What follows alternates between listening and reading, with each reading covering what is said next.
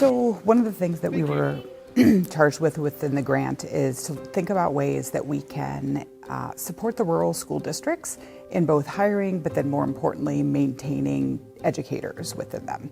I've never been in a school where it's all combined, so I think this is very beneficial. I feel like I might flourish in a smaller school, as that's what I've grown up with and that's what I've been around. All right, good idea. Let's go. Go have fun. Bye. So we thought that a really great way to get them to become more familiar is to send them out and let them experience it. It has been, it's been a wonderful opportunity for some of those students who just were not at all familiar. Yeah, I had graduated with 950. Is 21 equal to 24? It's going to be a really big change from what I'm used to. I mean, I'm used to having 30 kids in my class, and I think that these class sizes are probably going to be pretty small, which is nice because you get to have more of a one-on-one relationship with the kid. I think they need to understand that they're not just going into a classroom, right? They're going into a classroom that's part of a school, which is often a K-12 school, that's really immersed within that community.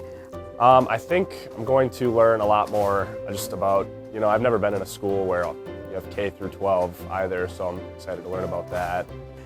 You need to become kind of part of that community in order to be successful and to be able to connect with your students. Hey, one at a time, so Bryson, go.